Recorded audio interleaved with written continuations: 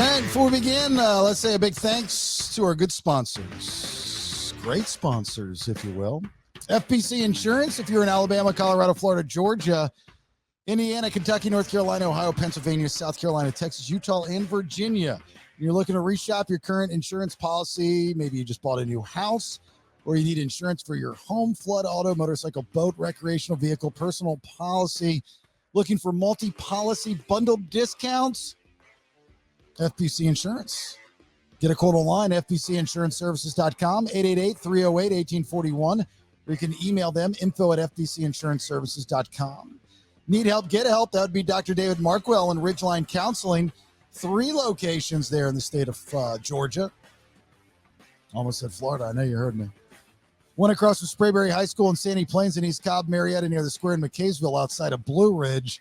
But he does virtual sessions. So just set up an appointment, ridgelinecounseling@gmail.com or online, markwelltherapy.com.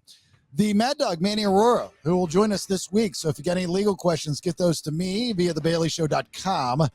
White-collar crime, DUI, criminal defense, drug offenses, appeals, you name it. Based out of Georgia, but litigates all over the United States. The AuroraLawFirm.com. The Mad Dog. Even address him as Mad Dog. Call him up, say, I want to talk to the Mad Dog. Inspect All Pest Services, providing the highest quality termite, pest, and wildlife control. Also take care of insulation, pressure washing, other home services there in Metro Atlanta and the surrounding areas. InspectAllServices.com. And then you got a Rachel Guy, my wife. She's your guy. Buying a house in Florida and or Georgia, 404-797-4600. Let her help with your needs, not those needs, sicko. I am Rachel Guy at gmail.com. IAMRACHELGUY@gmail.com. And then Alternate Power Solutions. Family owned and operated, a Generac generator dealer. You know, the big home generators? That's what they do. They've been doing it for like 30 years, a long time, or 20 years, I should say. So every customer, which would be you at Alternate Power Solution, gets an upgraded warranty, free monitoring, and a service contract. Plus, you get $500 off installation. That's saving you $500 if you use discount code Bailey. B as in boy, AILEY. Call or request a free in-home assessment, poweringgeorgia.com or 770-853-7571. Alternate Power Solutions. Inspect All Pest Services. Thank you for presenting Podcast and Pours 3. Saturday, October 12th. Get your tickets, thebaileyshow.com. And if you want to sponsor this fine program, thebaileyshow.com. Next couple weeks are going to be fun. I know some of you who listened to this Freebay episode didn't get the information yesterday, so we'll get to it here in a minute. All right, let's begin. What do we want to talk about? To be yourself in a world that is constantly trying to make you something else is the greatest accomplishment. Ralph Waldo Emerson. Welcome to the Bailey Show podcast, a guy show women love to listen to. Intellectually immature nonsense.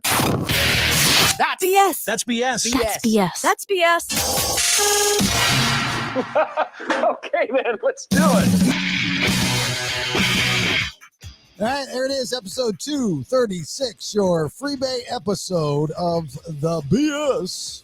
Thanks for being here. My name's Jason Bailey. That right there is the Iron Fisted One, Chuck Lunsford. Hello, Chuck. Hey, buddy, how are you? I am fantastic. And there's the B-Man, Brandon Thrasher. Hello, B-Man. Mi habla en microfono. Yeah, I like that. Speaking all kinds of Spanish. So for the Freebay episode, you cheapos that don't subscribe, hopefully you will soon. But if you missed out on yesterday's information, we got some big things happening in the next couple of weeks. I'm not going to go into the whole thing as that I went into yesterday. Subscribe and you can get the whole shebang from yesterday's episode, or Tuesday's released episode, I should say, 235. But in the next couple of weeks, this podcast will be expanding. It's going to go to a different level. The vision is coming true. There will be a big announcement expected to be next week in a way that you probably wouldn't think would be announced. I don't know how to make sense of that, but you'll see it'll make sense next week. And at the same time, when I make that announcement, we'll give you details on Podcast and Pours 4, which all the details have been done. I will tell you this with Podcast and Pours 4. I will give you a little info on that. we have a national band that will be playing. Remember Podcast and Pours 2, we had the Verve Pipe, which was cool. I mean, The Freshman is one of my favorite songs. I love that song. This band has numerous hits. Very excited. Very, very excited. It has always been, their music has always been, I've always been a fan of their music, let's just say. So that will be announced next week. Very, very exciting. So there's a good chance that if you're at Podcast and Pours 3, which is in Atlanta on Saturday, October 12th at Tannery Row in Beaufort, Georgia, get your tickets to thebaileyshow.com, that there will be an opportunity to maybe possibly get tickets for Podcast and Pours 4 at Podcast and Pours 3. So like you do a solid and you show up at 3, then we bring you to 4 and we give you at a discount or something like that. You know, I'm not saying it's out of the question. I'm not saying it's crazy, right? That's not crazy talk, right, Chuck? No, every time you bring up Podcast and Pours 3, I watch Brandon's face just like turn white because all he keeps thinking about is he's going to talk about Bradley's in a Cadillac and I have to perform. And it's just, I can just see you're going to have like high blood pressure before that performance, Brandon. I see. Probably going to pass out. Probably have to need an ambulance on standby.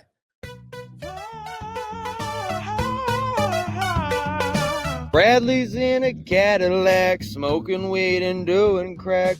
I don't know. You know, I don't think I've ever seen you get nervous about anything. You've always been a balls to the wall, I'll try anything kind of guy. I don't know. That's funny you bring that up, Chuck, because ever since we started this whole thing, I keep forgetting to bring that up. You've never been that guy. I don't know why. I don't know why you're freaked out about this. Well, if I'd known it was going to be a performance on a stage at Podcast and Pours 3, if we talked about it beforehand, I would have done a song just for that. But well, you got the new. You got the new, go that way. The new AI version. The one is better. Yeah, you like this? Was it Nick? Nick did this? Yeah. I don't know when he'll be back. I done took too many drugs. Well, this is badass. But you're not that guy though. That's my point. It's like you've never been that guy. Like when we had the radio show, you were like, "What can I do? I'll do anything. Just tell me what to do." Yeah, I was just a little blindsided by this whole thing. And you know whose fault that is, right? I think the blame kind of goes around the little circle we got here. Yeah. Oh, so you're part of the blame. Yep. I shouldn't have trusted y'all. Well, first off, I'm glad you blame yourself a little bit. But second, it's close to Halloween. What I've heard, it helps if you maybe dress up in a costume. That way, you know, you can hide a little bit. Maybe, you know, sunglasses help. Good idea. But you should put a costume. Wear my ski mask. Didn't you have like a snail costume or something? Because you were going to do a bit in Snellville and you were going to do a snail. No, I wanted to. No one responded to me on that, so we never got to do it. I got a monkey costume. Oh, yeah, that's a good idea. Hide behind a mask. You know, I mean, that's fine. Or I mean, if you really want to bit it out and pull the wool over our eyes, get somebody that can actually sing and put them in the mask and pretend that it's you and just play it off.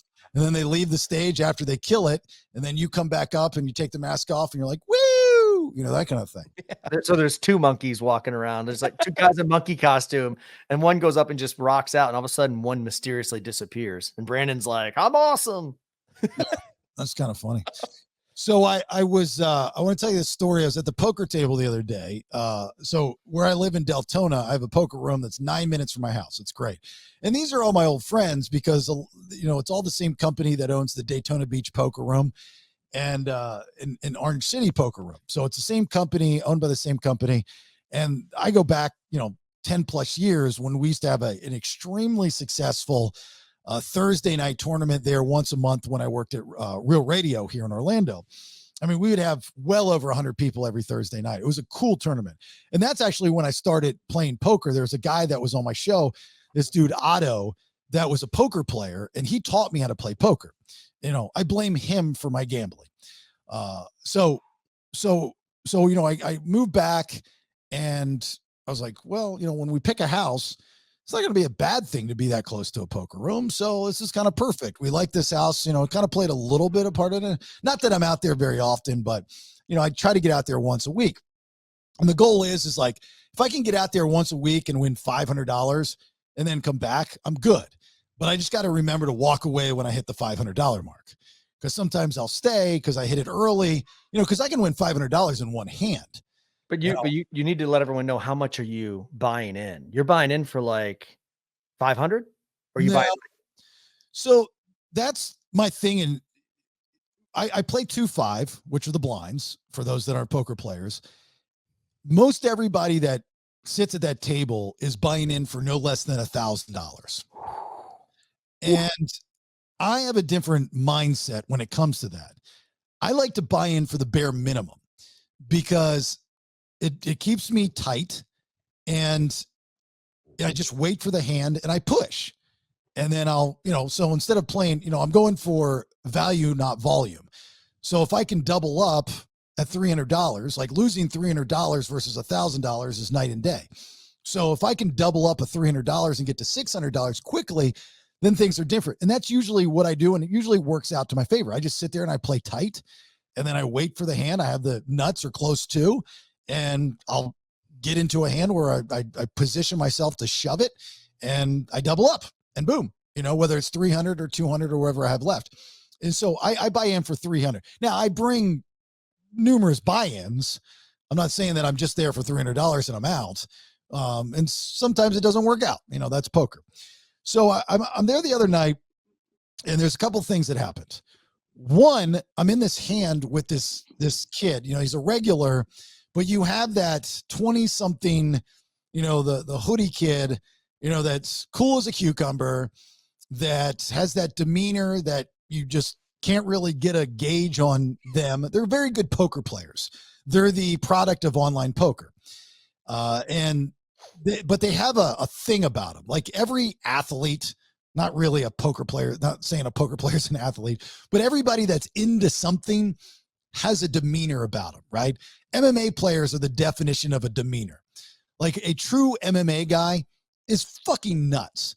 Like there is something about MMA guys, and I don't say that in a negative way because I don't want to get my ass kicked, but anybody that can do that and train like that is a certain breed of individual. There's a bit of crazy in there, right?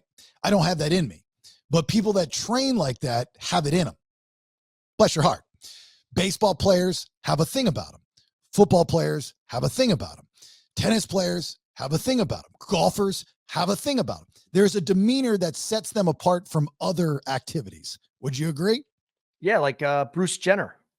Yeah, I think about him. Her, yes, has a thing about him. Sorry, her. Military people. Chuck, you're a military guy. You look at Chuck and you can go, that's a military dude. Without a doubt, you can tell you're a military guy. There's a demeanor, and it's not a negative. It's what separates you from other activities or organizations. So poker players have that, like good poker players have that. I don't have that. I'm not a great poker player. I walk in and be like, well, there's a dude that plays poker. He might make some good calls, and what happens. This kid has got that about him. So I sit, he sits down late, it was probably about 11 o'clock at night. I was doing okay. I was still down, but I had about 700 in front of me. And there were two other regulars sitting in between us that I wouldn't say that we're friends, but we're friendly. We don't dislike each other, but I don't know them very well. These guys have played together. They're part of a crew or whatever the case may be. So I'm in, I think the big blind. Oh no, I'm sorry. I think I'm on the button, and I get dealt. So that would make him, I think he would have been in the big blind or under the gun or something like that. So I get dealt King 7 of hearts, which I normally would not play. I don't play that hand, but I'm in the big blind. I mean, I'm on the button, which means I'm the last to act when when it goes around the table. And I don't think anyone raised, or if they did, it was like a bare minimum, and it was worth my money to get in, because you just never know, right? And I'm down. Remember, I'm down probably about $500 at this time. So the flop comes out 7 queen king. Okay. It goes around the table. No one bets. It gets to me, and I bet like $50 or $60 just to see where I'm at. This kid calls my bet, and then everyone else folds.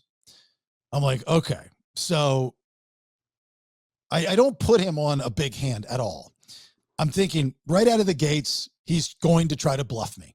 That's just his style. That's who he is. Those kids love to bluff the older guys. So the next card comes out. It's a jack. So now I got to worry about a straight draw. I think there was a flush draw on the board as well. And so he checks.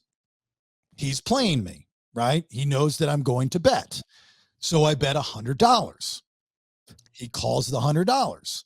So he's playing it perfectly. He's waiting till the river, and then he's going to make his move on the river.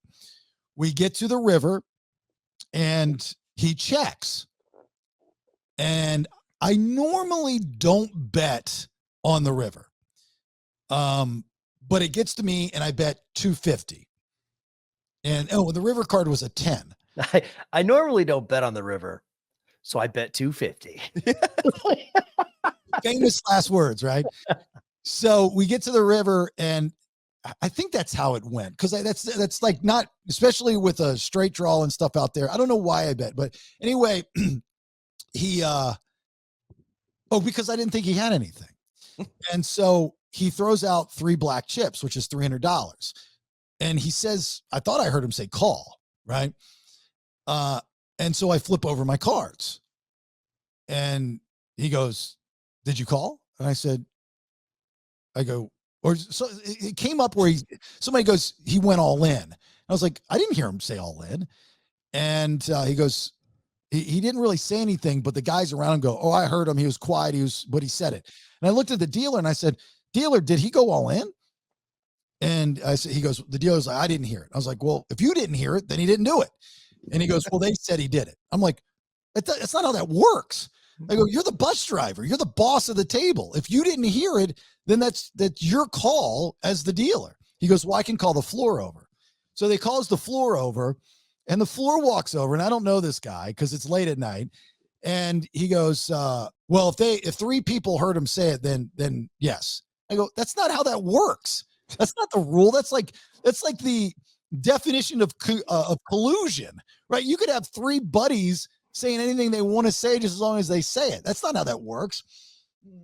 So I was pissed, but I was like, okay, I got to keep my emotions in check, which I did not. So I was like, but during this whole process, I look out of the corner of my eye, and this kid made a facial expression. It was just some weird facial expression that made me, like, my body just said, this kid does not have it. Like, he did something with his eyes. And I was like he was worried when he saw my cards, because he kept glancing at the cards. I was like, I don't think he has it. So I was like, fuck it. Because at that time, I only had like $300 left. So I throw my chip out. I'm like, fuck it. I call. And he's like, yep, you win.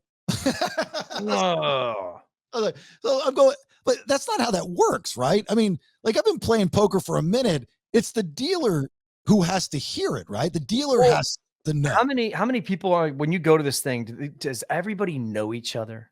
Like, is this like the same group of people you play with? I mean, are they all boys? Like, even the floor, the dealer, they all know each other? For the most part, it's a good sized poker room, and they just expand it with this new beautiful room that they'll have streaming capabilities and stuff like that. Yeah, I mean, for the most part, I mean, these people go there like on a daily basis. Yeah.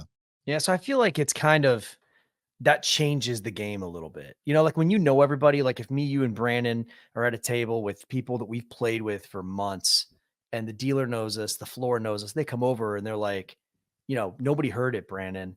And you're like, I heard it. You know, Carl, I heard it.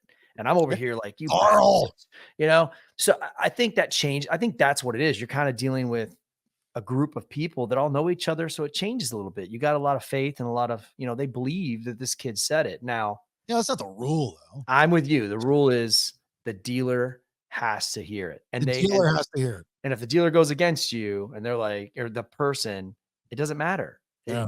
It's up to the dealer. So you got a weak dealer, Jason. Weak dealer. It's funny. I looked up, like, you know, they have TVs in the poker room, and they always have one on the 1-800-ADMIT IT. You know, the game, you know, if you have a gambling problem, I mean, that's law. You know, they have to tell you what the phone number is. And so, like, even in the back of players' cards, like Caesars and stuff, they'll have the 1-800-ADMIT IT. And I started, you know, you have a lot of time to think when you're at a poker table, right? I go to a poker. I don't necessarily play poker for money. I play poker because it decompresses me.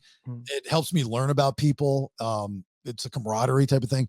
I enjoy it for numerous reasons, and money's not the top of the list.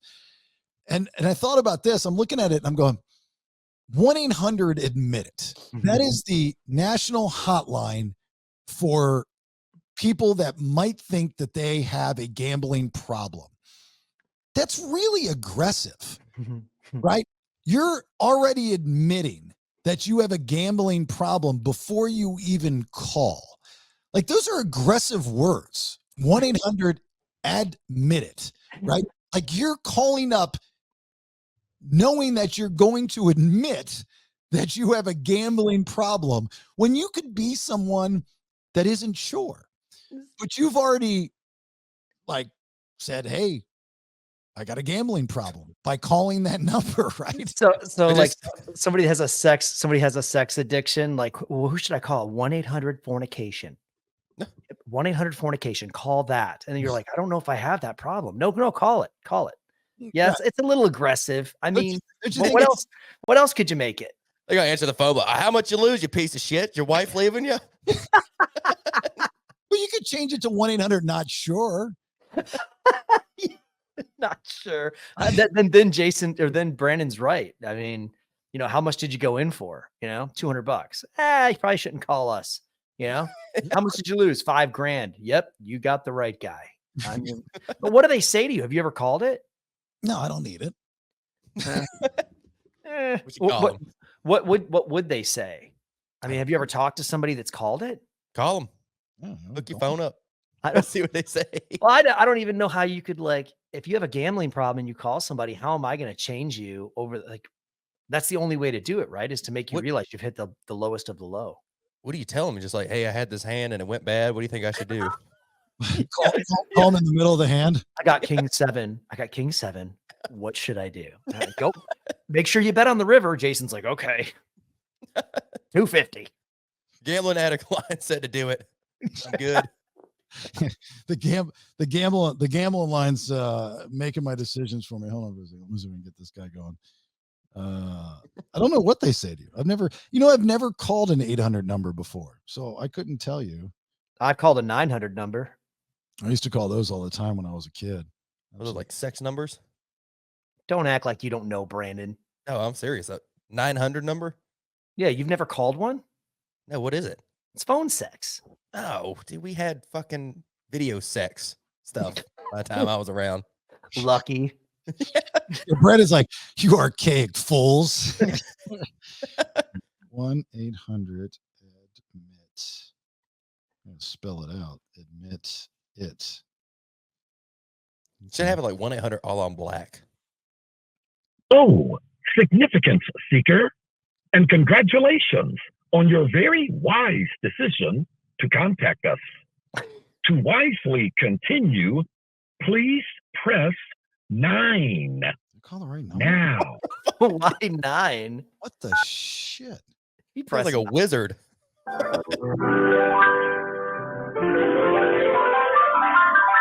Okay, I just lost 30 grand. Sitting here, oh, it's coming. This can't be right. Can you look up the numbers, Brandon, for 1-800? Is it 1-800 or 1-888? This can't be right. Congratulations on finally arriving. Have you barely been surviving? You commendably curious significance seeker. Have you barely been surviving? What? If so, then grant yourself permission to escape. Wisdom holds your freedom, not your physical state. No, this can't be I it. think this is the substance abuse and mental health hotline. Well, that's even worse. Yeah, that's what is it 1-888 admitted or what? National Problem Gambling Helpline. I think it's 1-800-GAMBLER. No, there's a 1-800 admit it. Oh, gambling problem. Call or text 888 admit it. Oh shit. What the hell was 1-800? That was freaky, man. That was scary. Like, it Yeah. was like, Imagine if you're on drugs and you call that number. You're like, what the fuck is this? Thank you for calling the Council on Compulsive Gambling. there you go. If you have a gambling problem, we can help. To continue in English, press 3. To continue in Spanish, press 2. Para continuar en español, oprima el 2. So what I got from that is more Spanish people with a problem. Good morning, and thank you for calling the Florida Council on Compulsive Gambling. This is Dylan. Are you located in Florida? I am. Yes. Hello. Hi. Okay, how can I help you? So just out of curiosity, because I'm trying to figure out if I have a problem. I don't think I do, but the phone number is 888-ADMIT-IT. Like I'm already admitting it if I call. That's kind of aggressive. So can you give me the definition of if I were to have a gambling problem by already calling 888-ADMIT-IT? Well, thank you for sharing those details. Let me connect you to a specialist who can help you. Can you hold a moment? Who are you? What do you do? I will direct your call to our specialist for this case. But what if what if I did have a problem and I needed help immediately? Like, what's your role? Like, what does it say on your business card? I will stay on the line with you. I will not be hanging up the call, and I will help you to get the help that you need. Where are you? Where are you located at? at? Where are you located at? I told you where I was at. Where are you at? Great question. We are Sanford, Florida. You're in Sanford? Sanford. Yeah. So no, you're not. Are you really? So you're like right up the street. So are you doing this from your house? I'm sorry? So you're right up the street. Are you like taking my phone call from your house? I'm working remotely, but I will direct your call to the right department. So technically, okay? hold on. Stop. Just relax. Just take a breath for a second. So what is your name again?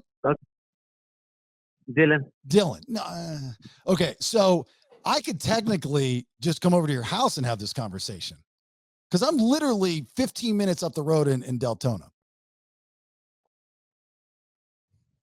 That's great. But, I mean, would you rather do that? I mean, think about how hero of a move that would be. We could meet at a restaurant, just Jason and Dylan talking about about gambling. Do you gamble? That's another thing. Do you go up to the poker room and play? Well, I would like to have you talk to our specialist who can answer these questions. Those are great questions, sir, but I want to talk to you. To be honest, I'm here to direct you. What the shit? Like you're acting like a robot. I'm asking you questions. Like I just want some honesty. You know, you're in Sanford. Is that true? I think it's true. Nobody makes that up. Dylan, suspect, but we could literally meet and discuss this in person. Like, are you looking for new friends? I know I am. Well, for me to help you, what I need to do is connect you to our specialist who can help you further. Okay, look, here's the deal. All right. I'm going to tell you this right now. Listen to me. Pay very close attention to words coming out of my mouth, Dylan. You connect me, but you stay on the line. Do not go anywhere. Okay. If you do, I'm going to drop $5,000 at the poker room today. I can barely hear you. I'm so sorry. That's your fault. fault. Me on speaker? No, I do not have you on speaker, but you have me on speaker. So go ahead and connect me to somebody, but stay on the line. Okay. Go ahead. Okay, please stay on the line. All right. Can you hold a moment, please? Yeah, we already talked about that. Thank you. You're welcome. I had no idea. Like, this is the other thing. If you're calling one of these numbers, there's a lot of dead time. Like, if you need help right away, this sucks. You know what I mean? I'm at the table now. Damn it. Do you think his name's Dylan? No.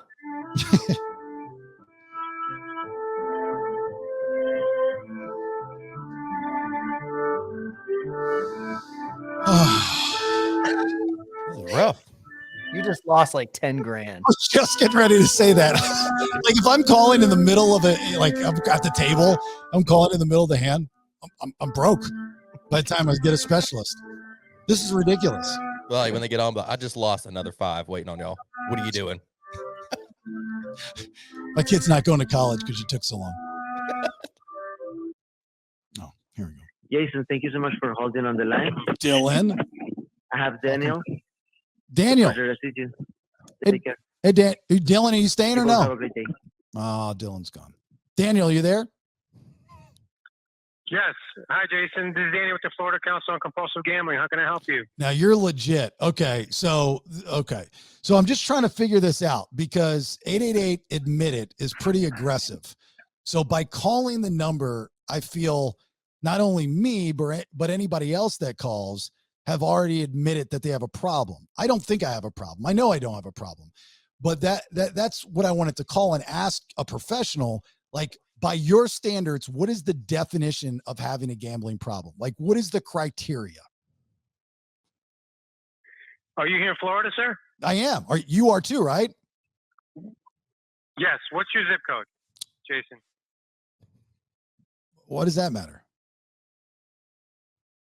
Okay. So this is obviously the first time you're giving us a call. Let me tell you how the helpline works, and I'm happy to help you any way I can. This is a gambling addiction helpline for folks looking for resources to stop gambling. Right. I could use your zip code to look up resources in your area. The resources are specific to what you're gambling on and how you're being affected by this addiction. If you go to our website, to answer your first question, if you go to our website, gamblinghelp.org, there is like a 10-question, almost like a survey. And then if you answer those questions at the end, if it says, okay, if you answered any of these questions in the affirmative, then you could have a gambling problem. So that could answer your first question. At the end of the day, the bottom line is there anything about your gambling that is having a negative effect on your life, financially or otherwise, whether it's creating relationship problems or whatever the case may be? If the answer is yes, and you would like to stop gambling, that's where we come in. Right. I could use your zip code and look up things like counselors, Well, hold on. support groups. Well, let me stop you there. Sir. I disagree with that because if you're gambling recreationally, you're bound to lose at any point in time. So by your definition of that, anybody that gambles recreationally, even if it's at a church bingo game, which is the purest form of gambling, you'd agree with that, because that's all luck. And they go in on a Wednesday night and they drop $20 and they lose $20 and they walk out, they're going to feel fine about it, not necessarily have a negative effect, but they did lose money. They're not going to feel great about it. They would, by your definition, have a gambling problem. Not necessarily. You're the said. only person that could say whether this is a problem or not. Right. So the thing with gamblers, with compulsive gamblers, is, Jason, is that they can't control their behavior. So they can go and play bingo at church, but they can't stop there. They can't even at whether they win or lose is irrelevant. They cannot stop their compulsiveness. Now that's what I'm looking for. That's the bottom line. That's the good shit right there. That's what I'm looking for. Because like lottery again, and you would agree with this, right? Lottery is the purest form of gambling that exists, right? Sir? You hit the nail on the head when you said gambling is meant to be recreational. No. But hold bingo, on. Whether it's lottery, I have a point. Lottery, you would agree. Yes, sir. The state lottery for any state is the purest form of gambling, correct? I don't see a difference between the lottery or casino gambling or bingo. To answer your question. Okay, so you think gambling they're the same. is gambling. It's Okay. meant to be a form of entertainment. Okay, got it. Okay, fair enough. It's still gambling though. Okay, because a lot of people won't admit that. So lottery, what if you have somebody that goes into a gas station every day and buys scratch-off tickets or Mega Millions or whatever, and they do it every single day? You would say that they have a problem. I would not. Oh. I would not say that. They are the only ones that could say whether it's a problem or not. Oh, okay. You could gamble every single day, and it cannot be a problem. Okay. It doesn't affect you financially. You got plenty of money. It doesn't. It's not taking time away from your family. All right, we got another question. We got another question for you. We're just very worried about him. He gambles a lot. We're his coworkers here, and he doesn't think he has a problem, but he just yells at us a lot when he gets out of the poker room. And I don't know how he is at home with his family, but we receive a pretty brute force, the brute end of it. And we just wanted him to call and try to get some help. So anything to help him would be the greatest. I don't have a problem. I don't have a problem. No, you heard it from them. So yeah, the gambler is the only person that can really determine if it's affected them. Well, let me take it a step back. Okay. Because there are gamblers that are in denial, and their family members call us and say, "Hey, my loved one has a gambling addiction, but they won't admit that they have a gambling problem." Gotcha. So that is also a scenario. Gotcha. Like any other addiction, and what goes on with gambling chemically in the human brain is identical to being addicted to alcohol or drugs. Right. The chemical reaction in the human brain is the same. So look. So there are people that say, I don't have a go ahead. Yeah, I don't want to take much more of your time. I'm going to let you go, but I do have one request. I don't like 888 admit it. I don't like that it's so aggressive. So I'd like to ask you, since you work for the Florida Gambling Association, after calling this number, if you could put in the suggestion box at work, or maybe you know the boss, can you change it to 888 not sure? Well, like any other addiction, you have to admit that it's a problem if any recovery is supposed to take place. But you don't know if you have it until you call, and once you call, you've already admitted it.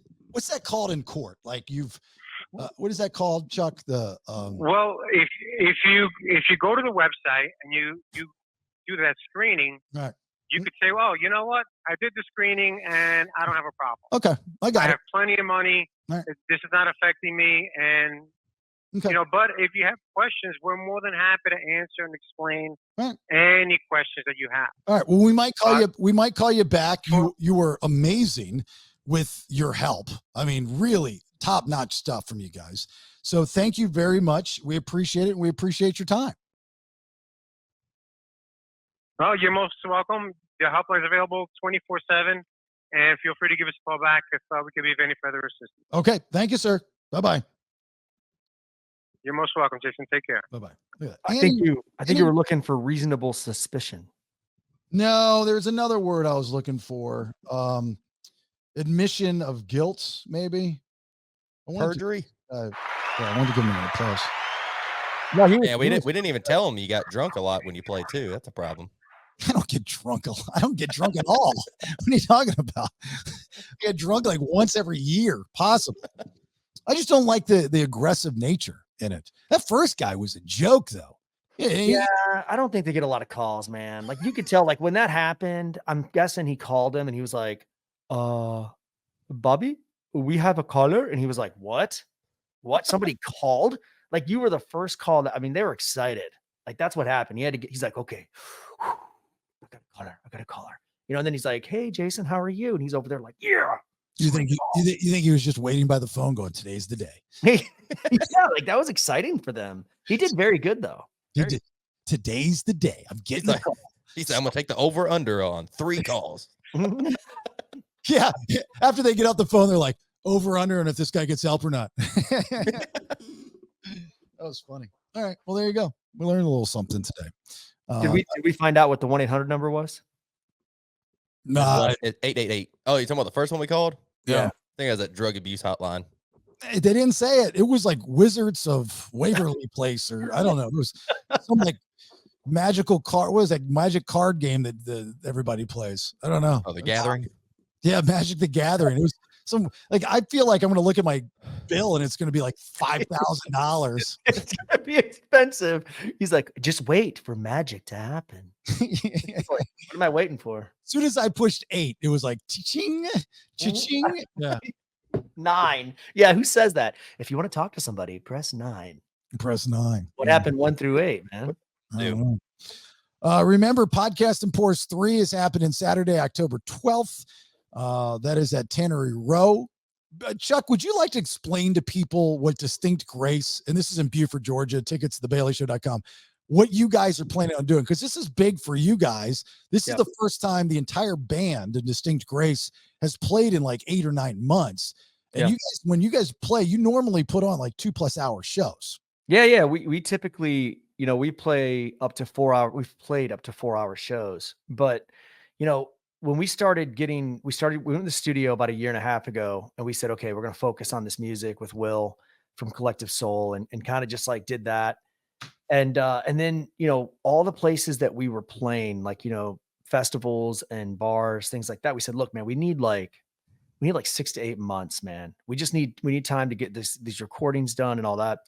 So we took the time, and then we started changing the show. We said, look, we want to have more visual experience, with the videos behind it, and make it more of a big show. And so when this came about, and we were talking about, okay, we need to play this show, we booked, I think, one corporate event in September as our warm up to Podcast and Pours. Cause the last thing you want to do is go 9 months without playing a show. And oh yeah, guys, this is it. So that way we have that one under our belt. We're like, okay, this is the show. This is the greatest show we're ever going to put on. And I can tell you, because I've seen what they're putting together for it, the guys and the people that put together the backing and all that stuff. This is going to be the greatest Distinct Grace show ever. So will be better than Podcast and Pours 4. It'll be changed a little bit based on information that we've received to maybe change things up a little bit. But this one's going to be 2 hours, and we got the Easter eggs in there in the show. When I say Easter eggs, I mean surprises, because Branden started to talk about it. That is quite the surprise, how that's going to go down with Branden. And then of course, you got the acoustic karaoke where, oh yeah, play it. I'll play the good version. Smoking weed and doing crack. Found it and broke it back. Somebody said that the words were changed in this version, but he had to change it for AI because it wouldn't let him type in the actual words, obviously, because somebody, had to write. What word was changed? He's got weed and crack in here. He says found an itch. Smoking weed and doing crack. Oh, smoking weak. Yeah, it's got to be weed and crack. Oh, that was clever. I didn't even pick up on that. Somebody posted, I think, in the private BS Facebook group. I was like, I went back and listened to it. I'm like, I'm not hearing it. What are you talking about right now? He made it radio friendly. He did a huge solid for you, man. That's radio. Smoking weak. Yeah. Well, like I think that's just what AI threw in there to, instead of weed. Like what he should have said was focus weed. Oh yeah. Smoking weed and doing crack. That just sounds like he got a little twang. Smoking weed and doing crack. A little bit. If you know the words. If you don't know the words, you're so not in the end. Anyway, get your tickets now, thebaileyshow.com. We'll have a live recording of the podcast. We'll all be up there. Rachel will be with me. Hopefully some of these special guests will be special enough to join us. And we'll have the $1,000 cash and prizes karaoke contest. And then next week, we'll be announcing, if all goes as planned, and that's out of my control, Podcast and Pours 4, when we make the announcement of the expansion of the BS podcast. So I don't know what episode next week that'll be, but I'm going to try to coincide it with the announcement on another platform that will be doing it. We're also live streaming the Freebase shows, this episode, the Wednesdays episodes, and also the Monday Honey I Raised the Kids episodes. Branden is the director of Twitching with the Bailey Entertainment LLC. So if you are a Twitch streamer type, that you can go to the BS Pod, Bailey Show Pod on Twitch, and you can get the Twitch stream. If I know a lot of people are on there, we've got a two-peer that's like a diehard streamer guy and has for months, if not longer, done everything he can to promote this show on streaming. And it's been great. And, like I put it in the newsletter, in the past couple months, we've doubled our subscribers. We've doubled our downloads /plays. I mean, things are going great. And this next step is just going to take things to a new level. So, for those that subscribe, thank you. And they're kind of on the end of things on the other episodes and the behind the scenes stuff that we talk about, especially in the private chats and whatnot. And for you freebayers, if you can't do it, I get it, but we'd love for you to subscribe and be a part of it. Sponsorship opportunities for this show. Great time to have that phone call with me right now. There are some opportunities that I cannot discuss right now on the podcast that are huge for you and your business on numerous platforms, as well as sponsorship opportunities for Podcast and Pours 4.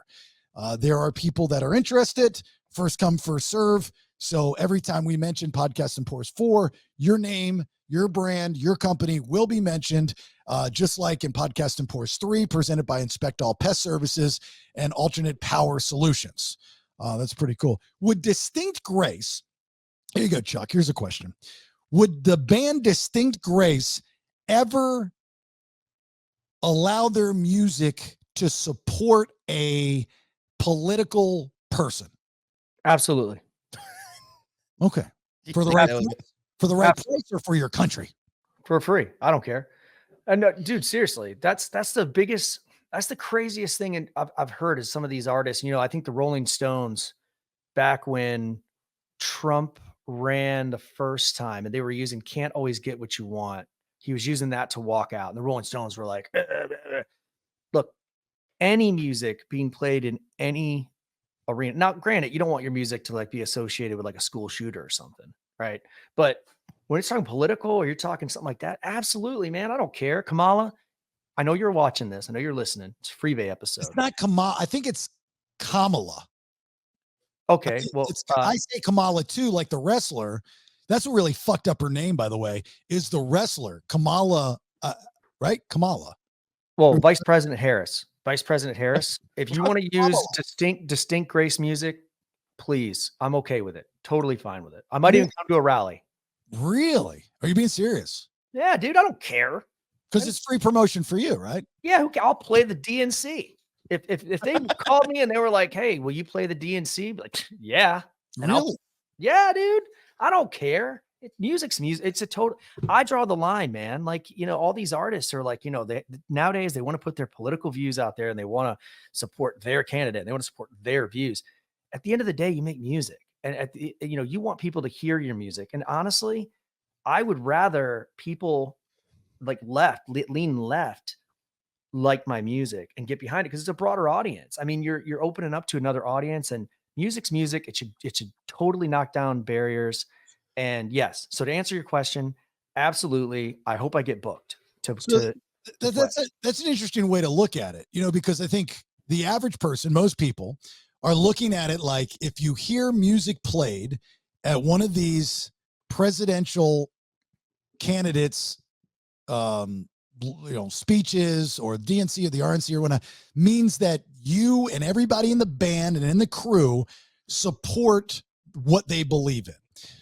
So that means that when your music is played, tell me if this is really over the top and ridiculous, but that would also mean that when your music is played at a football game, you support that football team, that organization, and every player on that team. So that means that if you go back to the Colin Kaepernick kneeling era, where most people, not most people, but a lot of people disagreed with that, me included, that if your music was played in the arena when a player was kneeling, you then support the kneeling during the national anthem. Is that too over the top? I think that's a stretch because you don't support any of it. I mean, back, many, many years ago, when me and you had talked about when the Falcons were going to the Super Bowl and we had written and recorded a song for the Atlanta Falcons. I'm not a Falcons fan. I've never been a Falcons fan, but when somebody's like, "Hey, we want to use this song for the Falcons, we're going to get it on radio." Absolutely. You know what? I'm going to write a song for the Falcons. So you don't have to support them, but I think there's a line when it gets into some issues. The kneeling thing was very, very polarizing. And, you're in that situation, you're kind of like, look, I'm taking a step back. and I wouldn't want to be a part of it. But I don't think people relate those things. I don't think that music, the music gets played and it is what it is, but you don't have to support it. Yeah. You know what? I think your little speech there kind of made me rethink my thought process with that as well. Because I've been programmed just probably because of the media to think that if you hear music, like the Foo Fighters, My Hero was played, I believe, at the RNC the other night. And Dave Grohl has come out and specifically said the Foo Fighters music will not be associated with anything, Republican or this and this and that. You cannot use my music. But then it comes out that they actually purchased the rights through BMI to use the music at the thing. And, they have a point. Like, your music is for sale. Like, that's what you do for a living.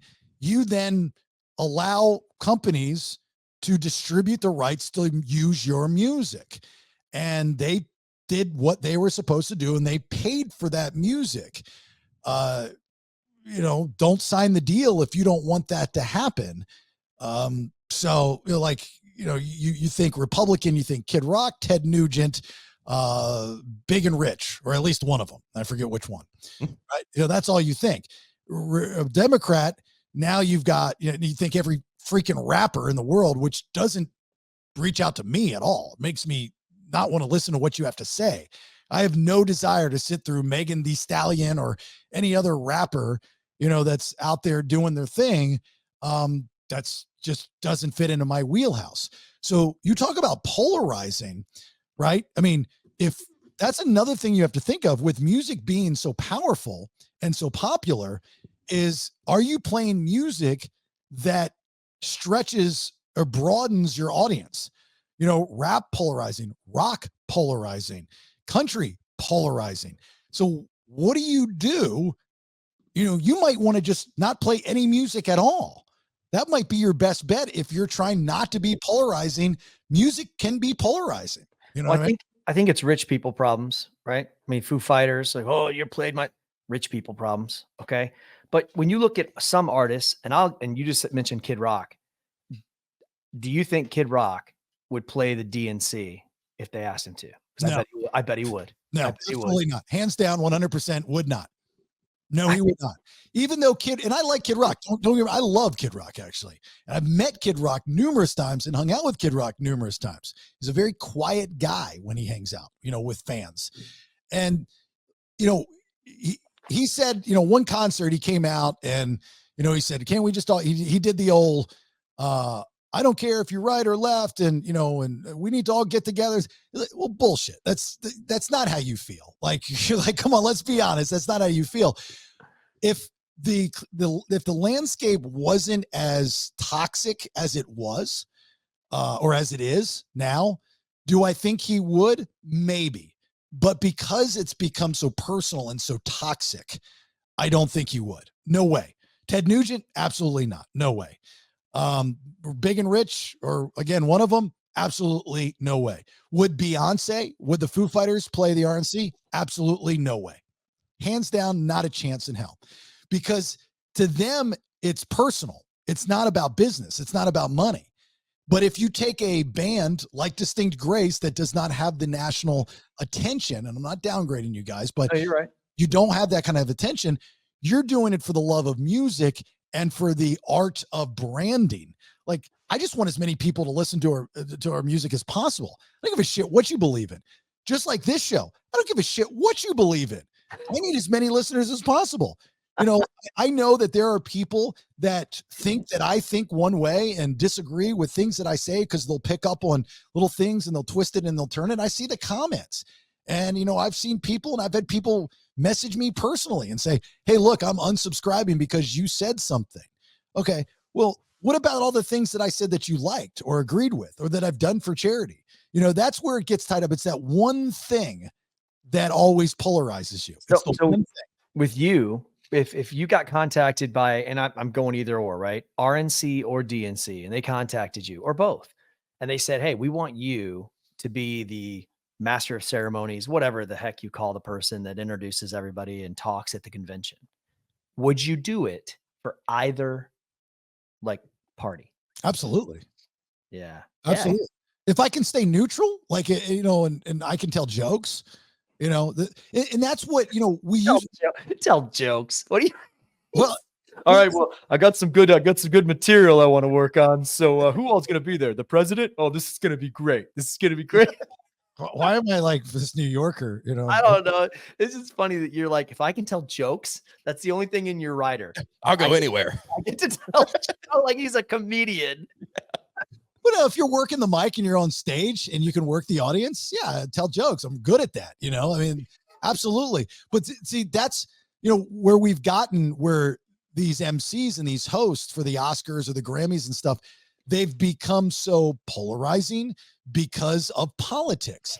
And if you go back to some of the greatest hosts that we've ever seen with some of these events, like the Steve Martin and the Martin Shorts and the Billy Crystals and those types of people, it was just neutral. It was fun. And their jokes they didn't hit hard.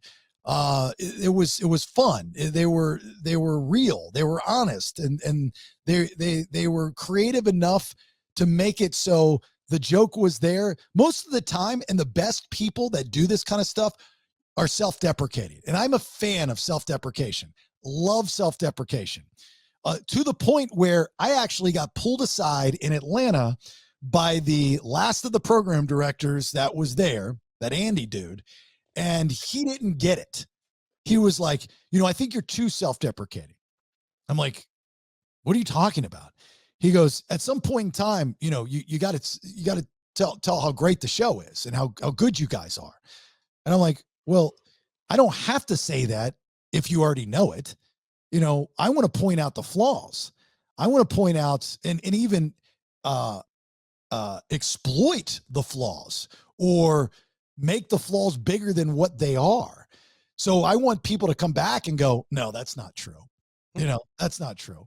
That's the good stuff, because you're going to gain more of a fan base. I firmly believe this. You'll gain more of a fan base by becoming self-deprecating than you are by telling them how great you are. Because what people want to do is tear down your theory on how great you are. Versus if you're self-deprecating, they'll go, you're being a little bit too hard on yourself. Now, is it a mind fuck? Yes. It's a little trick of the trade. Is there some truth to it? Absolutely. It's not all gimmick. But that's just a different mindset. When we started out in Atlanta, my partner didn't get it. He didn't understand it. And the one bit, here's something for the Atlanta audience that you might not know. When we started, we were in 22nd place. You've heard me tell the whole story before. And then we made changes on the show for the better. And there was one bit. Now, and I'm not going to say it was because of the bit or not, but there was one bit that we did that was the deciding factor of 22nd place to top 3. Okay. Because in 6 months, things changed. And in that time, I came up with this bit idea called Sucks for Bucks. I was told that we had $5,000 to give away, and I could give it away any way I wanted to. And I came up with the idea of Sucks for Bucks. And I remember sitting in this promotion meeting and pitching it and telling everybody what I wanted to do. Not one person in the meeting got it. Not one. The program director did, because he was on my side. He understood. He was like, whatever you want to do. But the promotions director was the biggest. He and my partner were the biggest antagonists to the idea. My partner, because he couldn't handle people poking fun at him because he's got a thin skin. And the promotions director, because he had never been around a show host that was self-deprecating. And after we got done doing the Sucks for Bucks, and we all got, people would call up and say that sucked. And if the room agreed that it sucked, they would get $100. Fucking brilliant, right? The phone calls that it generated. And it was even great because my partner, my co-host, he would say dumb shit, and a lot of times in his defense, it was on purpose. It was a bit. He was living his gimmick, but it was great because it generated calls and it made people call to say, man, you mispronounced something. That sucked. And then we'd have to vote on it and we'd give away $100. Yeah. After that bit was done, and Brandon, I don't know if you're around for it, but after that bit was done, we went from 22nd place to top 5, at least, because it was self-deprecating. Nobody else on the radio, definitely in Atlanta, was asking their listeners to call up and tell them what sucked on the show for fucking money. You'd be broke if you did that on this show. No, it would be the same thing. I mean, it was a bit. I mean, it was like, people kind of got it. They understood. Yeah. It wasn't malicious. It wasn't serious. It was all in good fun. They knew what we were doing. If you were smart, and that was a smart audience in Atlanta. They were smart. They were trained from the show prior, and it rolled over for those that stayed with us. They were smart talk show listeners, and that's a different breed of radio listener. And all those listeners are going to this podcast, because the stuff that we do on this podcast is what you used to be able to do on the radio, but you can't do that anymore because you don't have enough time. You don't have enough time to, throw up the phone call just out of nowhere. Was that planned? No, absolutely not. It wasn't planned. Was it funny as shit? Absolutely, it was funny as shit. You know what I mean? And that's the good stuff, to let it organically go in there. Now, is there an artist that you would see perform that would make you believe the words coming out of the mouth of the presidential candidate? Probably Distinct Grace. I don't know if you guys have heard. No, I'm just kidding. So you mean like if I was watching the DNC and they had a musician come up, I'd be like, okay, I kind of believe the candidate now just because of the artist. Yeah. Whoever's talking, whether it's Kamala or Tim Waltz or any of these people. Well, U2 is not going to happen. I don't believe U2. Why not? Because it's got to be somebody that's not an activist. Why not U2? Hold on. Why not? They're too much of they're always activating. Is that a thing? I don't know. You know what I mean? Like they're always activating, man. Like I need somebody that is known to not be an activator. Like who's an activist? Yeah. Like find me somebody. Okay. Carrie Underwood. Carrie Underwood. She does not seem to ever be in that thing, like in the political thing. If I saw Carrie, and I don't listen to Carrie Underwood very often, but I would be like, okay, wait a minute, this is new, So I think that's you get me, or you get me a Kid Rock that does perform at the DNC, and now I'm going, okay, wait a minute, this is not normal. So I think if you grab somebody from the opposite side, like a Beyonce at the RNC, or Kid Rock at the DNC, that's what changes. It changes when you think you've put them in a category, and then all of a sudden they perform for the other side. That's what makes you go, wait, what? So that'd be it for me. So with U2, but I don't know if you know this or not, but you might have a change of heart, as there's nothing wrong with being an activist if you have something that you believe in, whether it's saving the planet or whatever the case may be. If you can use your celebrity and your money and your power and your whatnot to help move things along in a positive way, then so be it. Why not? U2, leaning left, without a doubt, right? They butted heads with George Bush Jr. for his entire presidency. Now they're the closest of friends, and they work together because they were able to find common ground. So, I mean, that should tell you something about those guys. That's the oddest friendship ever. George W. Bush and U2. They're a friend now because he's no longer in office. He no longer has the power.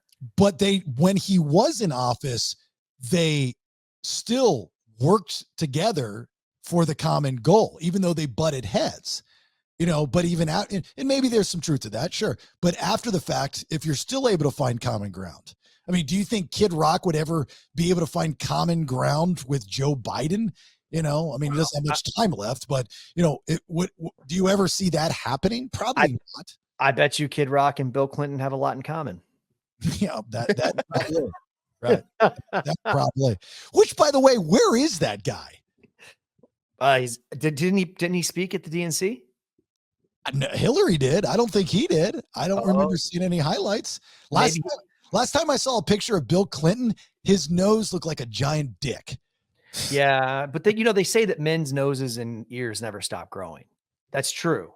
That's his was a defined penis, which I think is a symptom of some type of disease. Maybe he's doing what most 80-year-old men do, which is nothing. He's enjoying life. I don't know. I know a couple 80-year-old men that are trying to be the president of the United States or once was the president of the United States.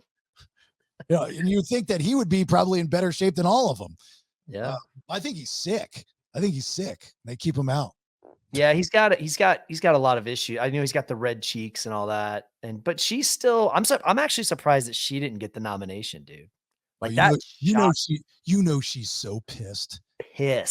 Gotta be. She was set up to be the first woman president of the United States. It was in the bag.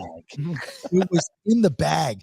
And then she doesn't get it. And then comes the opportunity where like a party says, hey, we don't even have to fucking vote on her. We can just put anybody in there we want. Mm-hmm. And she's sitting there by the phone and going, what the shit?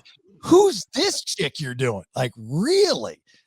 She got a call from them and she was like, Bill, they're going to be calling any second with the news. This is going to be fantastic. And he's like, okay, Hillary.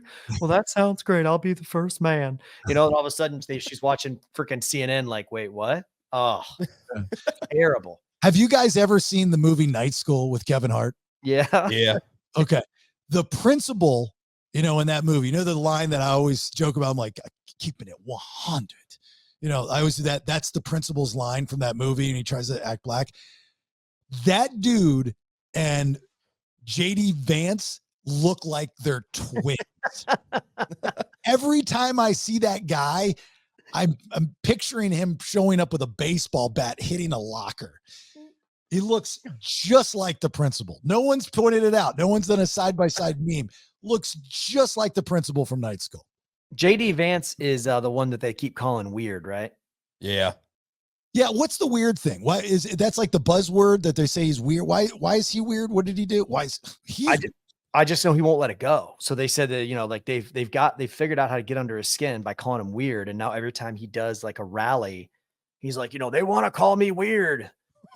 I'm not weird. It's like, and it's one of those things like, dude, if somebody calls you something, like, don't keep, if we call Brandon stupid and he gets on the show and every day he's like, they keep calling me stupid, like, dude, just let it go, let it die. Ignore it. Yeah. Ignore it. And it'll go away. I mean, you guys for a long time, like, oh, Chuck hates his wife. I let it go. I don't say anything about it. That way I just let it die. That's what JD needs to do about the weird thing. Yeah. What is the reason why they call him weird? Do you know? No. I saw him on the Note podcast and they were talking about it. He's like, I don't know why they call me weird. Like, maybe because I have family and a wife and kids. Oh, yeah. That's how you reply back. Go, if it's weird to have a family and a wife and kids, and that's basically what he said. Yeah. And not twerk up on stage when you're running for president. Maybe I am weird, but that's kind of, there's the hypocrisy that I always talk about, on both sides. So if the left is supposed to be inviting to diversity and it's supposed to be, all inclusive and everybody's allowed to do whatever the fuck they want, then why would they resort to name calling? Because name calling is essentially bullying. Trump is a bully. That's what he does. And there's a science behind calling somebody something. What they're doing is taking a play out of his playbook, because when you call somebody a name, I've been doing this for years.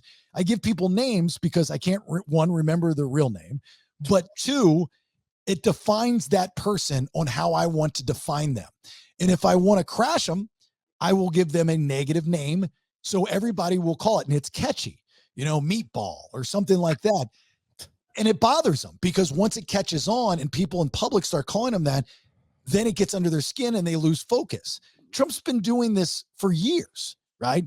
So if the left is saying, hey, look, that's not who we are. We love everybody. Everybody can do this. You can identify as whatever you want and all these types of things. But yet now they're doing the exact same thing as what Trump does. That's the hypocrisy. But they're not even good names. Like he's like crooked Kamala. Crooked Kamala said to me, I said, crooked Kamala. And you're like, and then she's over there and they're like, what do you think of President Trump calling you crooked Kamala? And she's like, I hate it. It's like, what? crooked Kamala? Like, that's the best we could come up with? Come on, man. Like, what's the worst thing somebody could call you that would make you lose sleep at night. I mean, literally, I'll tell you this. There was one time in my life that I was called something, and well, that's, you know what I mean. This one in particular time that I was called something. I've been called numerous things over my life, but this one time, this guy who was, I thought, a friend of mine, had defined me by calling me a name. And I never, to this day, I don't know why he did this. And it caught on, and people would approach me and say that, are you this guy? And I didn't think I was. And it was misogynistic. And to me, I was like, that's demeaning to women. That's means that I don't like women. These are the farthest things from the truth and who my character is. So I literally, it bothered me so bad. And I usually do. This is when I was kind of younger. So my skin was a little bit thinner, or a lot thinner, I should say. So at that point in time, I literally went on the hunt for a girlfriend, a long-term girlfriend. And I found one. That would beat you in public. Like that would demean you, and you'd be like, yeah, I take it. I take it. But that, words misogynistic, if you were to call somebody that, a presidential, that's kind of hurtful. Fat, obviously, like especially if you want to go after a woman, it's like, well, Trump would have come out and say, I used to know her when her hips were a lot smaller. A lot of time has been on that tires. Those tires have been kicked. You pull something like that, but you're going to lose women. Women are not going to like that. Does it bother you if people call you conceited? No, I'm not. I mean, I call me what, if you call me something that, like, you're supposed to call somebody something that they're not, that only you think they are. So you're conceited? I'm not conceited. No. Oh, so that's what I'm saying. So if somebody called you that, it wouldn't bother you? No, because I'm not. You know what I'm saying? So if somebody, things that get under people's skin, there has to be like some type of truth to it that only maybe they know. Right. I mean, like some people right now listening, they're laughing, like, you don't think you're conceited? No, I don't. Do I think I'm confident? Yeah, I do. Do I think I'm cocky? To a level, maybe. Nowhere near as what I used to be. But we all have these little things about us. Like for people to call other people names and to think that they're as vanilla, as pure as the white snow. I mean, like, you fucking kidding me? Like, anybody that would approach me or wants to approach me and tear me down in my character, I promise you, I will give it back to you tenfold and tell you things about yourself you know nothing about. Because you never see, very few people are able to look within themselves and see their flaws. I know my flaws. I can tell you every single one of them. But I also know what my pros are as well, and they outweigh the flaws. So for everybody that thinks they're perfect, especially in my career, where people would, like, I can't work with that guy. Branden will say, he's controlling. He said, and what I would say to that is, you know what? Hey, fuckface, why don't you do my job? If you can do my job, sit in my chair with that much pressure, you take over. Tell me how it works out. Can we do that for like 2 weeks? No, because it would all fall apart. Not.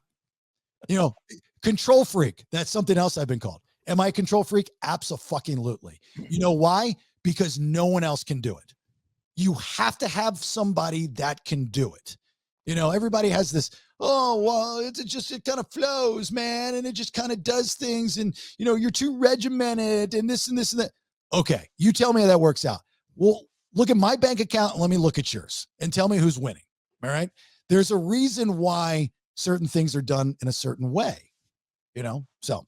I don't like it when people call me sarcastic. Like, but they you're not. Like, you're always sarcastic. You're always sarcastic. Well, I'm not sarcastic. You are sarcastic, but you have to know you, because you have that from your father, right? You remember the other episode you were talking about? You have that, like you try to joke and it comes off as sarcasm. And, the older you get, the more dad joke you become, because you've got 3 young kids, right? I mean, I think sarcasm's mean. Like when you're being sarcastic, you're being mean. I never do anything in malicious intent. Like, I'm not, like, when I make fun of Branden or I make fun of you, I'm not doing it in a mean hearted way. I do it just joking. Like it's love. Like I only say those things to people I like. And that's what people don't understand is when you say these things that can come across as sarcastic or mean, I would never say those to somebody I don't like. If I don't like you, I'm never going to joke around with you. You're never going to hear it. But if I bust your balls, it's because I love you. But just like anyone else that has a thing, whatever it may be, sarcasm, control freak, whatever the case may be, conceited, unless you know the person, you're not going to understand it. True. So they automatically come to judgment, right? And everybody's going to judge if it doesn't work out in their favor. So if it doesn't fit into their plan or their way of life or their thought process, it's wrong, right? No one can step outside of their own bubble and go, okay, I understand why they do that. It's helping me because I'm not good at this. Very few people can do that. Right. Yeah. You know, so does anybody ever say anything to you, Brandon, that hurt you? No, no one ever really talks to me. I'm just kind of by myself. Did they call you dumb? Yeah. Yeah. Dumb. Does that hurt your feelings? No, too stupid to know. See, that's sarcasm. Let me tell you something about sarcasm. Sarcasm to me is an invaluable trait to have because that means you can laugh at yourself.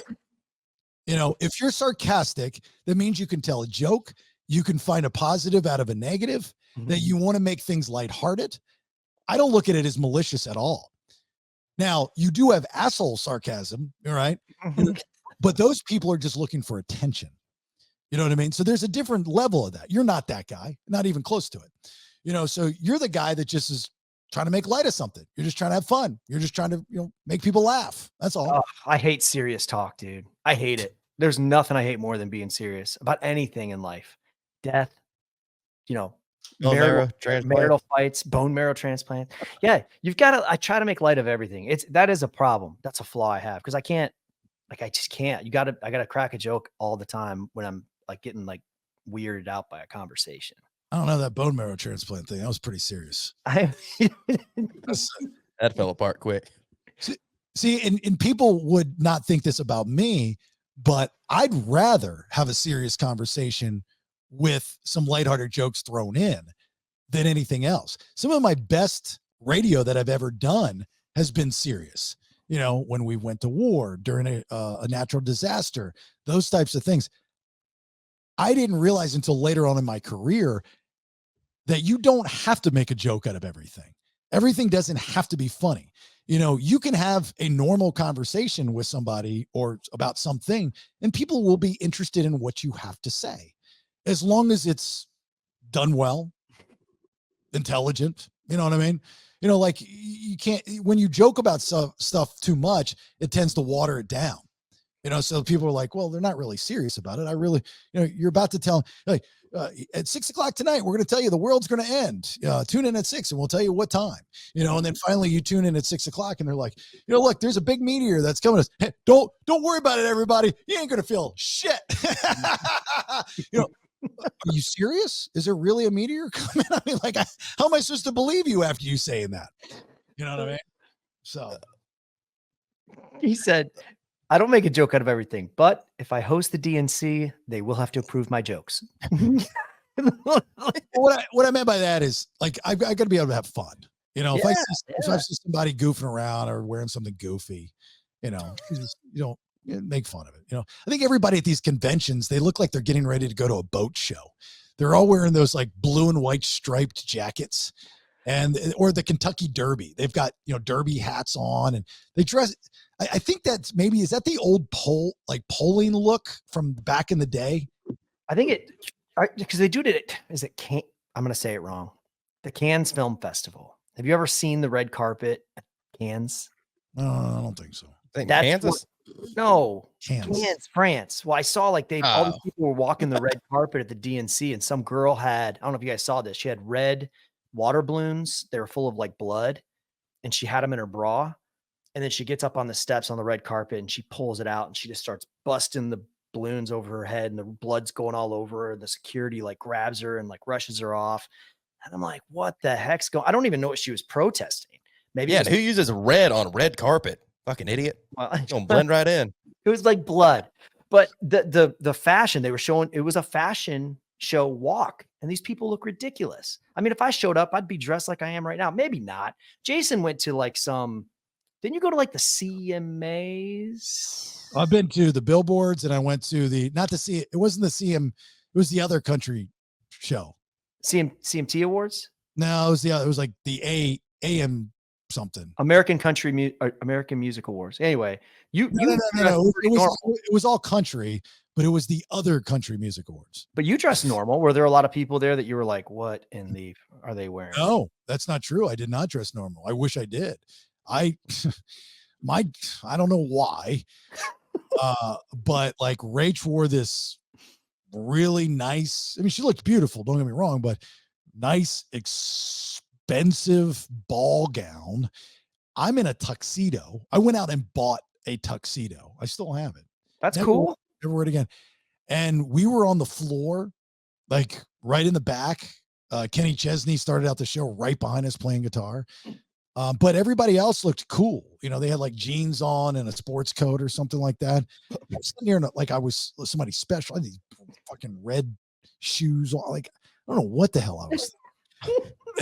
And then we went to the Billboard Music Awards, and we dumbed it down when we went to the Bill, but we still looked nice. You know, we just wore like, I think I wore like a sparkly sports coat or something like that, you know, trying to look all fancy. But most of the people at those awards, is everybody dressed like that, or just the people sitting on the floor? No, nobody's dressed like that. We were on I knew I was overdressed when I bumped into Darius Rucker, and Darius Rucker had blue jeans and a brown sports coat on and like a t-shirt. And I'm like, you want to know how you dress up at one of these events without saying you're dressed up? Is you look like Darius Rucker. You don't show up in a fucking tuxedo. That means you've never been here before and you're trying too hard. That's who I was that night. Every time they introduced a presenter, the camera went on you, and you're like, no, not me, not me. Is this not the John Wick screening? What the hell? Now, if you go to like the Oscars, I think the Oscars you dress up, right? The Oscars, the Golden Globes, I think you dress up. Yeah, those are different. But the music show ones, no, I don't think so. No. Well, if you ever have extra tickets, I would love to see Branden go to one of those. No, actually, funny enough, the guy. So, my former company in Atlanta, their sister company, whatever, put on these events, Westwood One, or a subsidiary, something like that.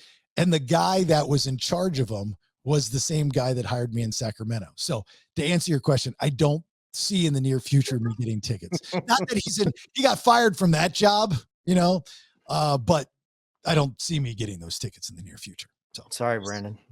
Damn. I tried to get you in. I have to wait outside. All right, Branden, are you ready? You got your one question? Yeah. All right. One question with Branden. Let's go, Branden!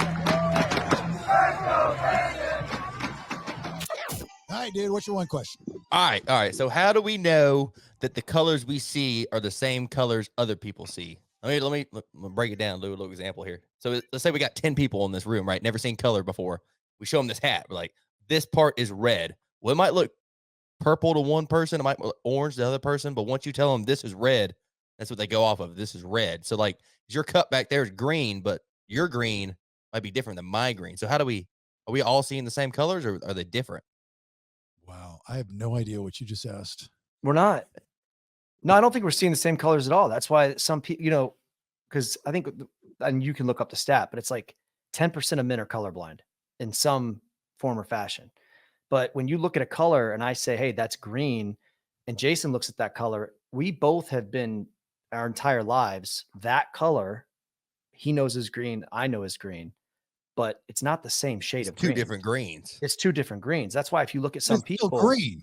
It's still green, but it's not my green. Your green's not my green. That doesn't look the same as what I see. So are you trying to tell me can't match clothes? Are you trying to tell me Chuck's not black? He's more Arabic to me. I've been thinking he's a black guy this whole time. What the shit? Oh my God. So yeah, but it's still green. I understand what you're saying. You might see a different shade of it because I have that problem. Like I'll say blue and my wife will say purple, or I'll say purple and she'll say blue. or green into gray or something like that. But it's still around the same. It's the same color, and the green is green. Yeah, or maybe I said it wrong. Let's say this is to y'all green. Let's say I put it in front of 10 people and said this is red, and they say, all right, they associate the word red with this. So when you tell them red, this is what they see, but I would see green. That's, you know what I'm saying there? No, I was really high the other day when I came up with this. That's stupid. I like the other one better. Yeah. No, but I don't think we see the colors the same. Like it could be completely different colors, not even the same shade. Well, that means you're color blind. No, you still see the colors. They're just different. No, if you have normal sight and you see colors normally, then you're going to see green as just the other normal person would see green. But if somebody's colorblind, and only if they're colorblind, or a dog, you're going to see a different color. Yeah, so it's a different, but they're still associated with. They see it and they say that's green, but to them it might not look like what our green looks like. But they know that's green, but it's a completely different color. But because they have a deficiency, they have a problem. They're colorblind. Their body is not allowing them to see the colors. But if you're talking about just normal people that can see colors, like none of all the colors in my room, your room, and Chuck's room, we all will agree on each color.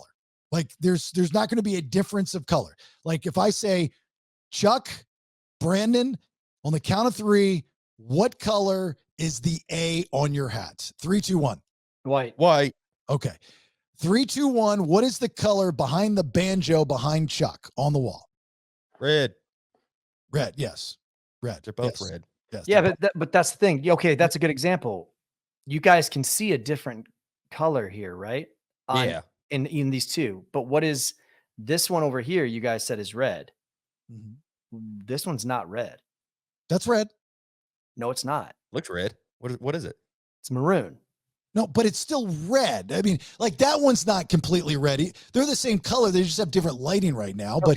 But that one, I mean, you could go. I mean, if you really want to go Crayola on my ass, you can say, "Well, it's more of a brick red." You know what I mean? But it's fucking red. That's the point. I mean, we're not breaking down. We're not interior decorators. It's still red. If you're just doing Roy G. Biv and the basic colors, it's red.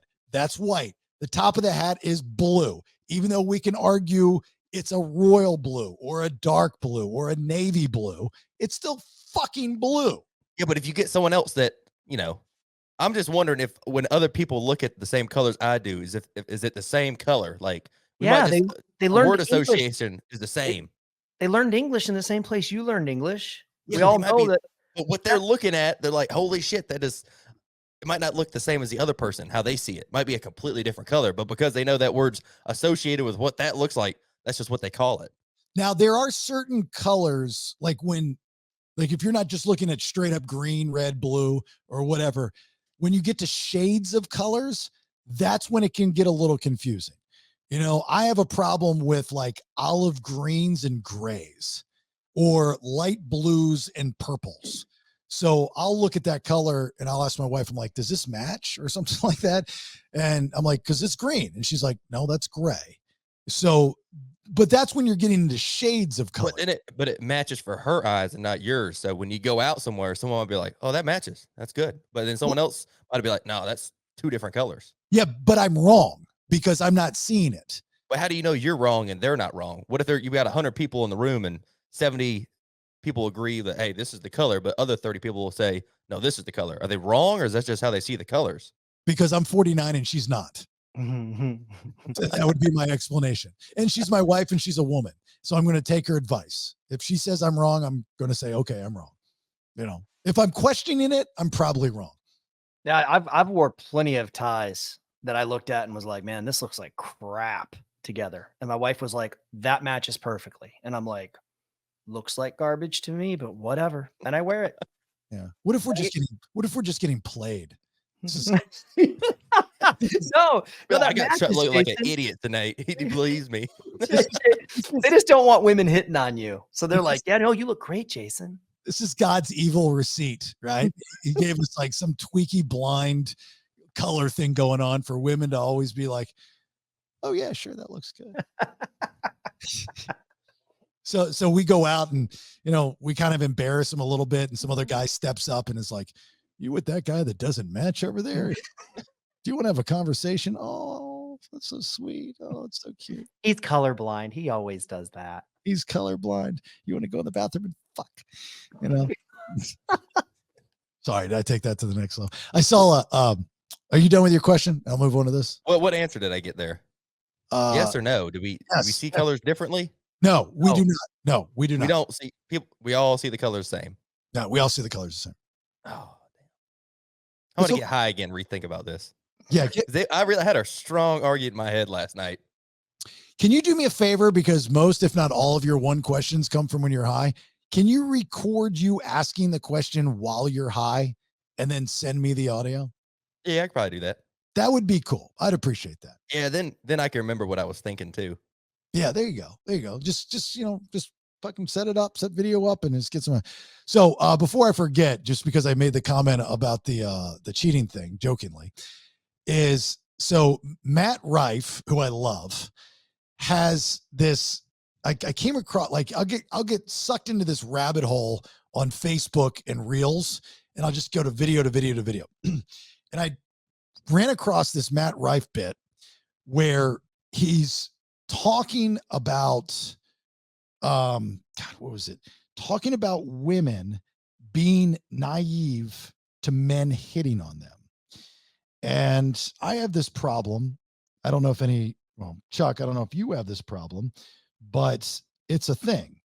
And he talks about the guy in the girl's life that she thinks is just a friend, and the guy never makes a aggressive move, but is always around and waiting. And I gotta find it. I'll send it to you, or look it up, or I'll post it or something. But it's so funny because it's so real. It's so true. And I think it came from crowd work, because that's like most of his stand-up is crowd work. He's very, very good. I love Matt Rife. And he's just talking about, like how women really believe that these guys in their lives are friends, and the excuses that they give. And somehow we become the bad guy because we're calling him out. And we're saying, no. He's doing that because he wants to sleep with you. And they're like, oh no, he's just a coworker. Oh, I've known him since I was a kid, and this and this and that. And the guy's going to say to her, like, I know.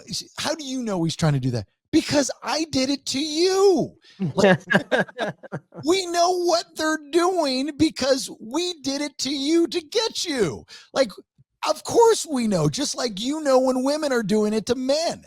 But neither party ever wants to admit it. I think guys are more likely to admit that no when a woman is hitting on them, because it very rarely happens, right? Mm-hmm. But women, which are going to be hit on way more than guys are, refuse to admit when they're being hit on. And and it's not just being hit on, but it's being it's being groomed for them to be next in line. You know what I mean? Well, they make themselves they're not a threat. They're the non, it started very young. My 13-year-old niece has a friend from school that is gay. He told her he's gay. They're 13. And now I take him to the movies. He's with 3 girls, and they're all pretty girls. And I said to him, I'm like, dude, you're a genius. Because he knows they're going to be 14, 15 one day, and they're going to be like, I want to experiment with like kissing and stuff, but I don't want to and he's going to be like, well, I'm gay, so you can experiment with me. And I'm like, dude, this kid's he's got a racket going.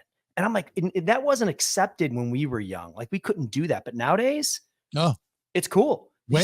He's 13, he's gay, and he's got all the pretty girls just going out with him all the time, wanting to have sleepovers. Yeah. What? Yeah. Crazy.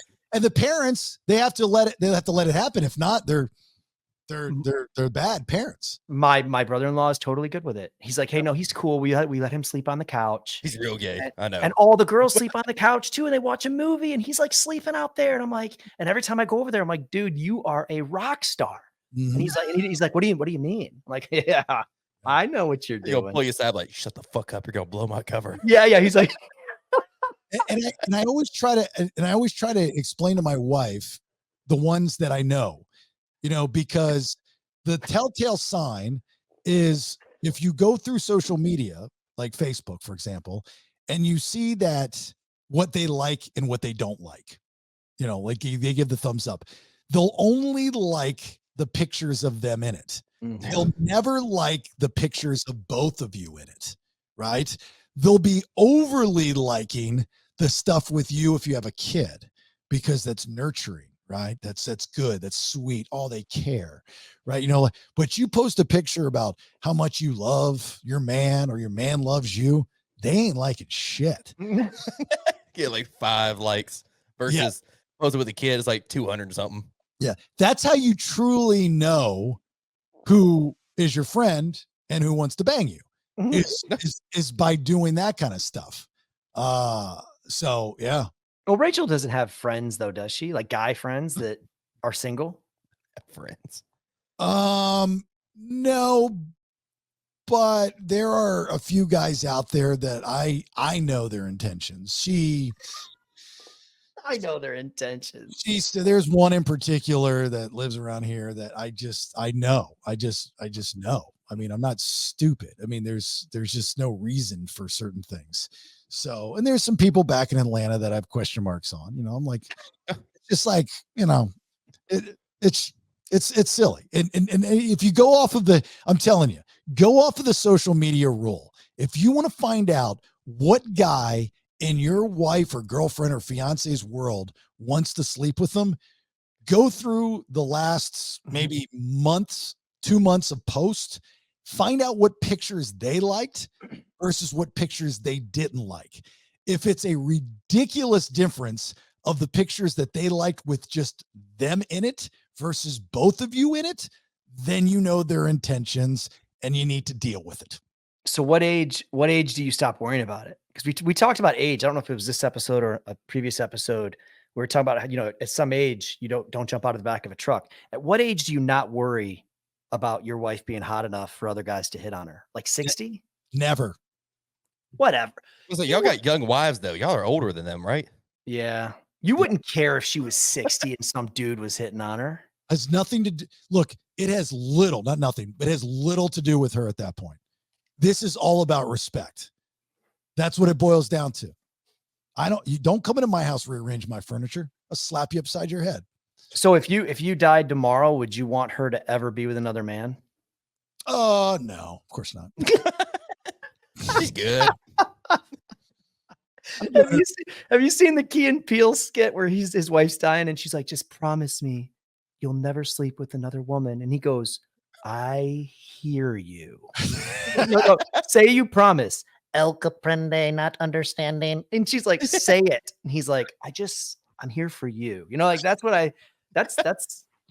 tough. We talk about that sometimes. I told Megan, I'm good with it. You're good with her. Once you're dead, or like once you're like in the hospital bed? She's like, no, I gotta be dead. Oh. I can't be on like life support and I hear her and some other dude. That's crazy. That's like torture. But if I'm dead, here's a great business idea. Runner up. Call it runner up. Or no, up next. and you go and you find somebody that will be cleared by your significant other. So if something happens to them, you got a pre-check. Yeah. You'll call them clear. Yeah. You'll have somebody you have lunch with them, you have dinner with them and stuff. And you're like, oh, okay. Something happens to me, you can move on quickly. And this is a good person to do that with, that's fine. So if something happened to Rach, how long would you wait? Me? Oh, I'd never, ever. Love my life. I'd never stray. You waiting for me to say something else? You're lying. I'm not lying. You're only 49, man. Yeah. I would not get into another relationship.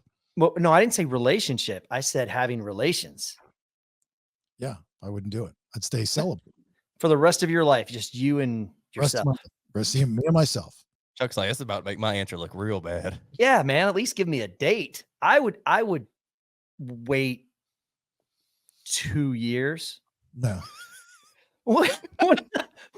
2 years is a long time. And there's no need if one of you pass for the other one to live. So, I mean, if you really love each other, Romeo and Juliet, you go out together. Oh my God. Yeah, grenade. She's on her deathbed. And he's like, doctor, you might want to leave. It's gonna get clear this floor. Yeah. If it weren't for that damn Bruno Mars, I would have never come up with that idea.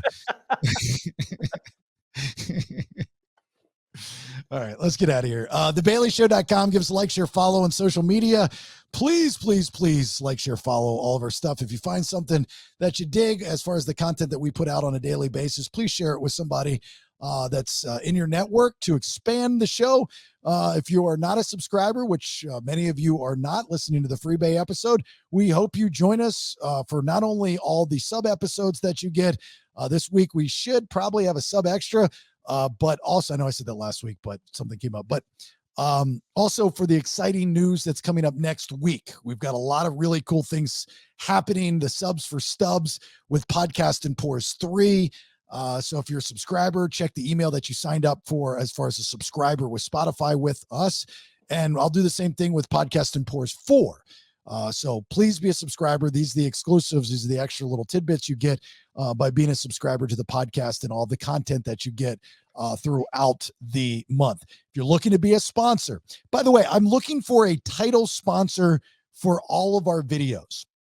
All the videos, so Monday and Wednesdays, the full-length videos are up on YouTube. We have so many clips, 1 to 2 a day, that we put up on YouTube, thousands and thousands and thousands of views on all of our social media. If that's something that interests you, I'm looking for a video sponsor for all of our videos that will live there forever as long as we have that relationship. That podcast sponsorship, Podcast and Pores 4 sponsorship, and also there's other sponsorships as well on a different platform that I can't talk about here, but if you want to have that conversation, I'll let you in on it as long as you promise to say yeshy fushy.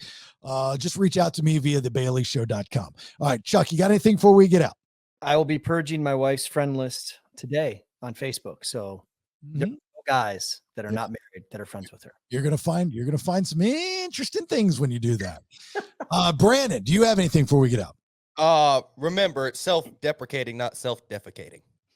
Yes, very good to know. All right, look, have yourself a great, safe one. As always, we appreciate the support. We'll talk to you soon. Bye. Thanks for listening.